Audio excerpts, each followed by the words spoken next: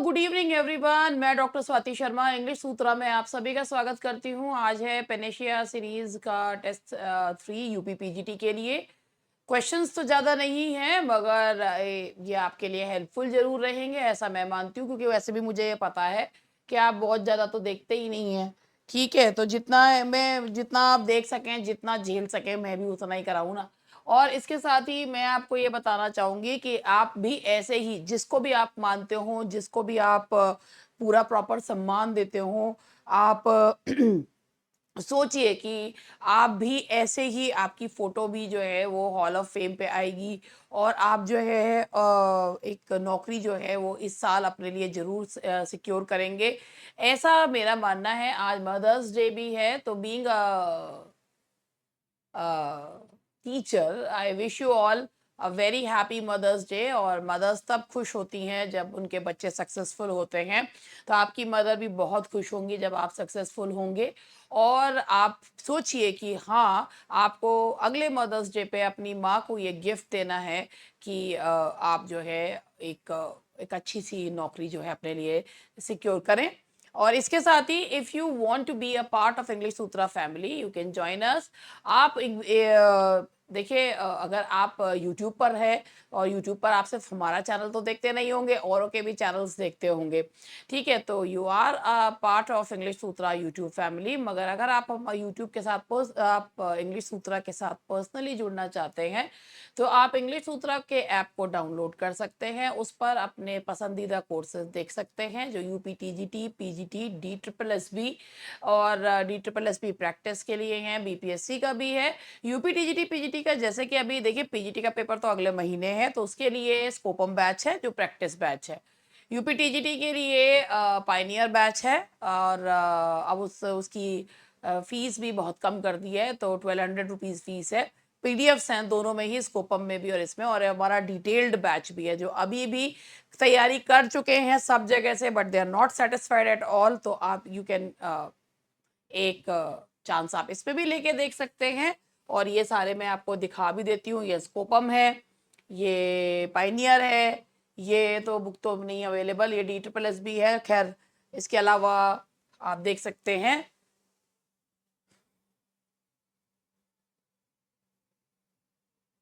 चलिए, अब मैं क्वेश्चन स्टार्ट कर रही हूँ।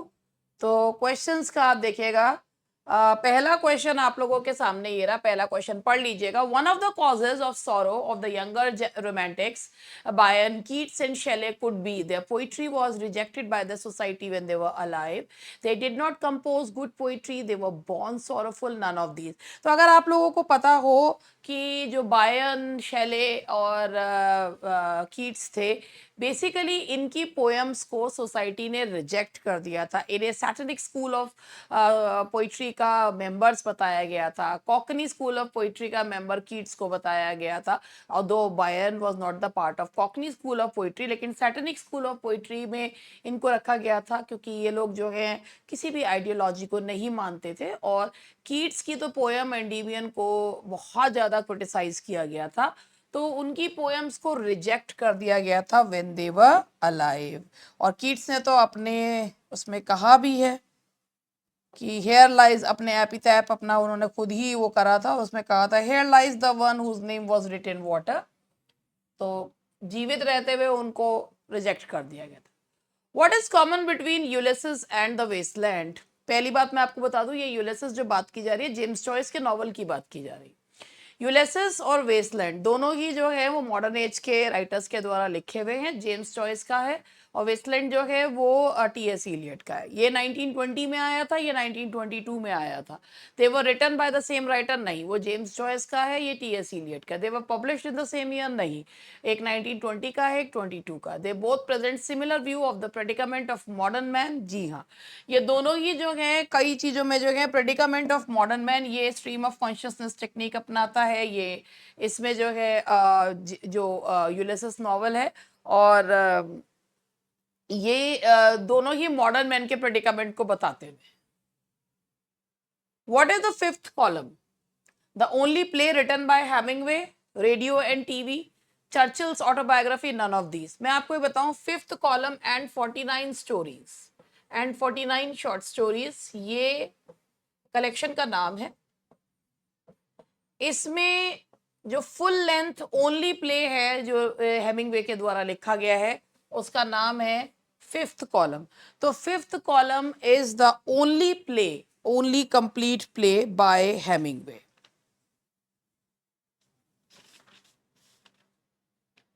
एंड 49 शॉर्ट स्टोरी, ये fifth column and 49 short stories पूरा नाम है, और ये फुल लेंथ प्ले है, लिखा हुआ है हेमिंगवे के द्वारा। When Wordsworth's Immortality Ode was first published in 1802, it had only, सबसे पहले आप लोगों को इमोर्टेलिटी ओड के बारे में पता होगा। अब इसमें 11 स्टेंजास, ठीक है, और ये इर्रेगुलर पिंडारिक कोड है। इर्रेगुलर पिंडारिक कोड है, ये मोटी मोटी चीजें हैं जो आप लोगों को सबको पता ही है। लेकिन जब ये 1802 में आया था तो इसमें कितने स्टेंजास थे? जब ये 1802 में आया था तो इसमें 4 स्टेंजास थे, 7 स्टेंजास 1804 में ऐड ऑन हुए थे। Which method of narration has been employed by Dickens in his novel Great Expectations? Great expectations जो डिकेंस का नॉवल है, सबसे पहली बात ये एक बिल्डिंग्सरोमन नॉवल है, यानी कि the novel of a growth, novel of growth years.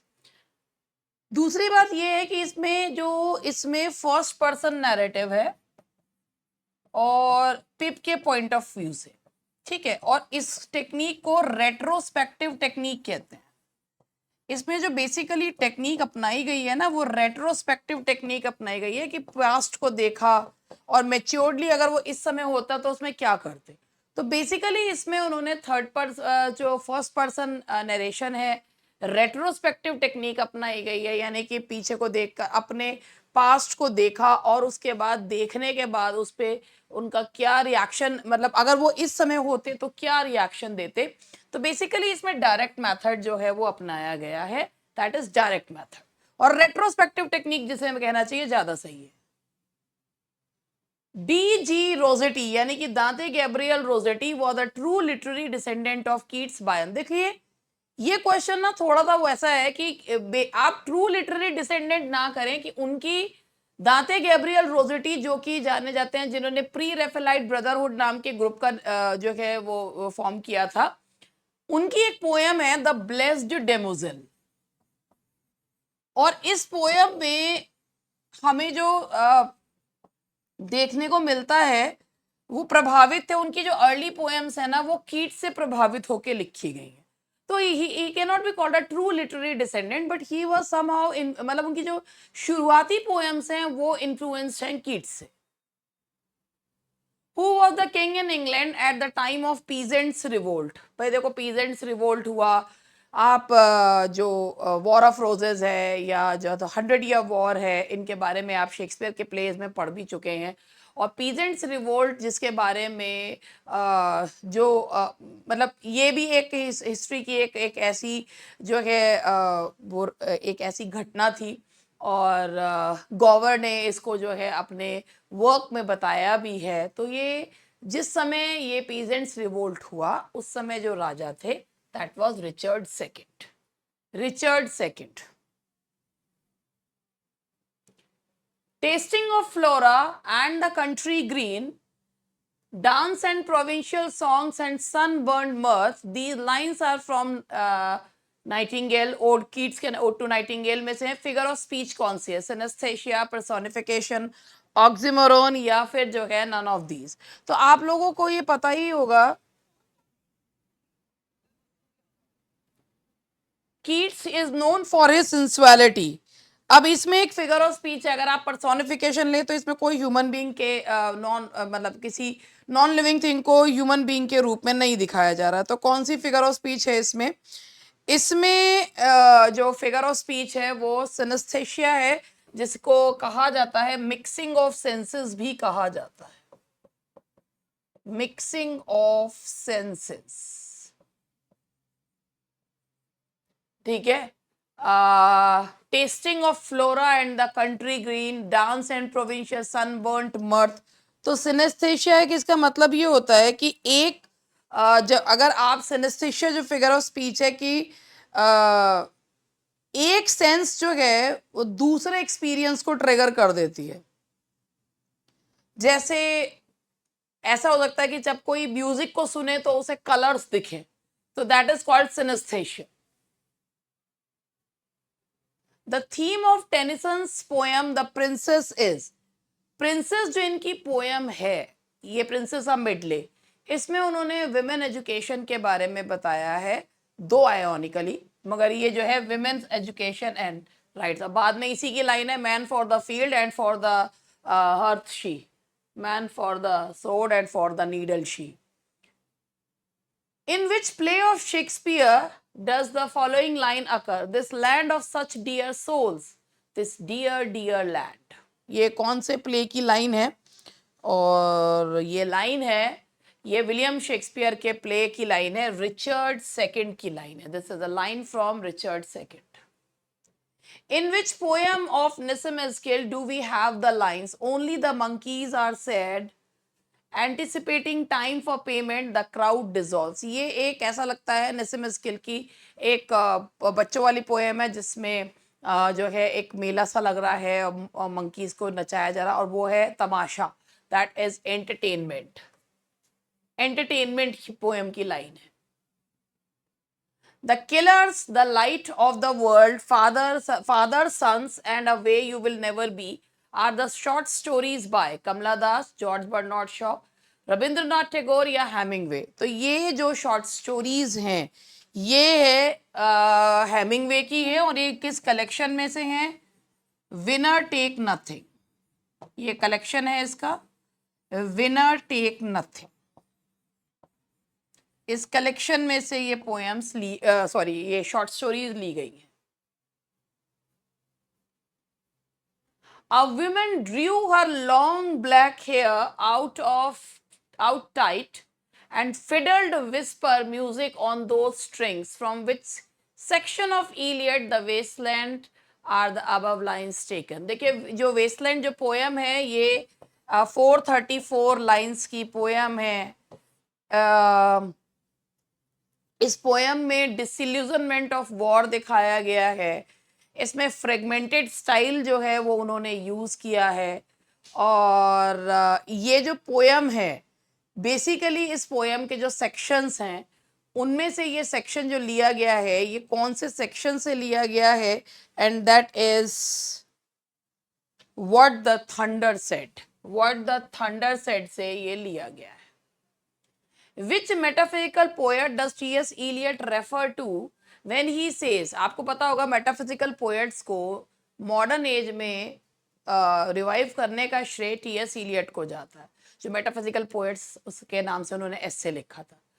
तो जब T.S. Eliot कहते हैं special quality of his verse is the quality of civilization of a traditional habit of life, तो ये T.S. Eliot ने हेरिक, लवलेस, काउले या Andrew Marvell किसके बारे में कहा है? तो ये कहा है एंड्रयू मार्वेल के बारे में।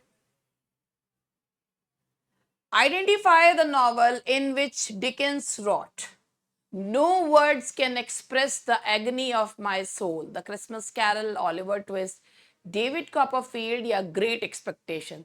तो चार्ल्स डिकेंस ने no word can express the agony of my soul ये कहा है, जो फेमस लाइन है डेविड कॉपरफील्ड में, ये लाइन उन्होंने कही है, दैट इज जिसे उन्होंने अपना फेवरेट चाइल्ड भी कहते थे इस नॉवल को वो।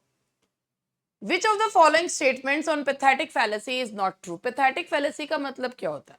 पैथेटिक फैलेसी का मतलब होता है कि जब आप नेचर के जो ऑब्जेक्ट्स होते हैं उन्हें ह्यूमन फीलिंग्स या मतलब उन्हें ह्यूमन के रूप में दिखाते हैं, ठीक है? तो this term applies to descriptions that are not true but imaginary और फैंसीफुल। बिल्कुल सही बात है। पैथेटिक फैलेसी में जो टर्म ये जो दिखाया गया इमेजिनरी होता है। Pathetic fallacy is generally understood eight human traits, जो नेचर के ऑब्जेक्ट्स को, पर्सोनिफिकेशन तो सारा ही होता है, लेकिन जब नेचर के ऑब्जेक्ट्स को ह्यूमन ट्रेट्स दिए जाते हैं तो वो पैथेटिक फैलेसी होता है। In the first use the term was used with disapproval. Fallacy word use कर दिया तो डिसअप्रूवल के साथ ही यूज किया गया था, क्योंकि नेचर को ह्यूमन इमोशंस के साथ इक्वेट नहीं किया जा सकता। The term was originally used by Alexander Pope in his pastorals। तो भैया देखो, अब अगर आपने पैथेटिक फैलेसी ढंग से पढ़ रखा हो तो मैं आप लोगों को ये बताऊं कि पैथेटिक फैलेसी जो है वो टर्म पोप ने यूज नहीं किया था, ठीक है जी। ये जो टर्म कॉइन की गई थी, ये कॉइन की गई थी जॉन रस्किन के द्वारा। ये टर्म सबसे पहले यूज की गई, कॉइन ही करी गई थी जॉन रस्किन के द्वारा, इसीलिए ये सही नहीं है। मॉडर्न पेंटर्स में उन्होंने ये टर्म यूज करी थी, जॉन रस्किन के द्वारा मॉडर्न पेंटर्स में ये टर्म यूज की गई थी।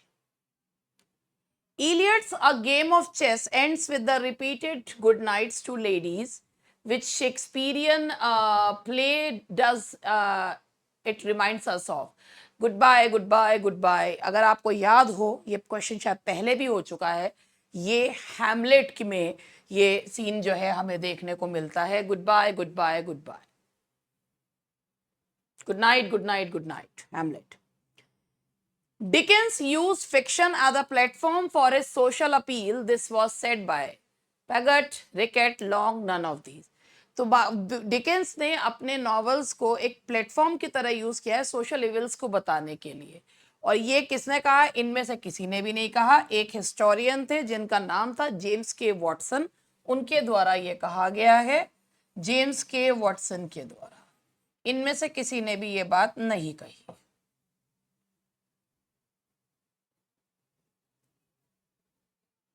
कल्चर अनार्की, जिसमें कल जब मैंने लिया था तो उसमें बताया भी था कि कल्चर एंड अनार्की, जिसमें 3 टर्म्स भी उन्होंने यूज करी है, the barbarians, the Philistines, the populace.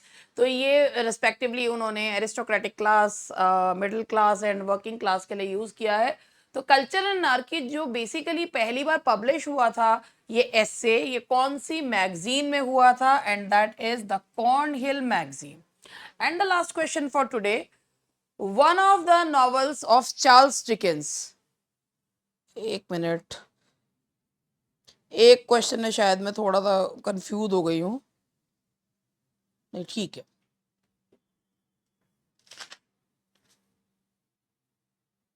हाँ।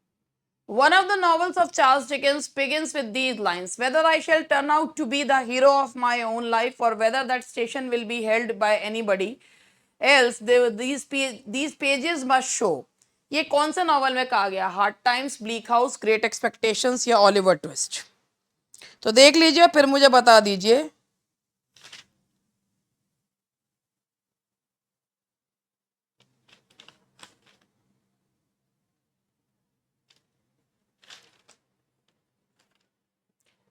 इनमें से कोई भी नहीं है इसका आंसर। द आंसर इज, इसमें से ऑप्शन ही नहीं है। ये आपको कहीं ऐसा दिख भी जाए तो ऐसा क्वेश्चन ऑफ हो जाएगा।